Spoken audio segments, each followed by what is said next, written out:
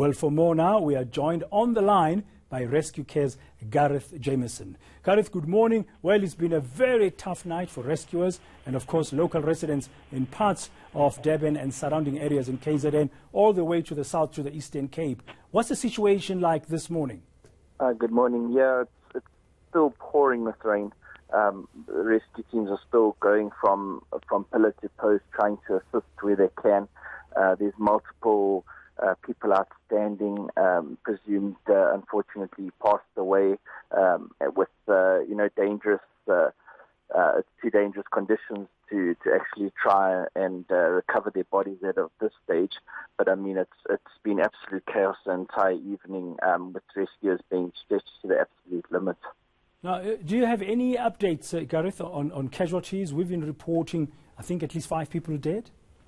I attended the big scene in Malvern and Queensborough area in Ellen Road, where approximately 2 or 3 houses were actually wiped out by a mudslide with severe damage.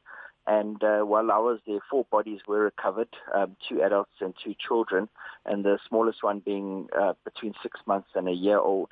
And there's presumably 3 or 4 more people still missing in that house alone. But obviously, as I said, the conditions became too difficult, and it was too dangerous for rescuers to work, so it was postponed. And then we proceeded through to the Overport incident, which also there was the loss of life of a 25-year-old, and his mom was severely entrapped as their house also caved in. Now, the visibility was a challenge overnight, and you said this morning it's still pouring in parts of that area. When can you realistically expect to resume your rescue efforts?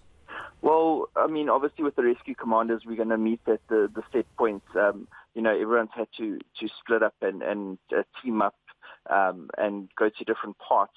But whilst it's raining, I mean, there's so much mud and water flowing down that it's making it difficult for rescuers to actually operate safely, to get to the bodies and recover the patients. Yeah, Gareth, we'll touch base with you later on in the morning just to check how the situation would be.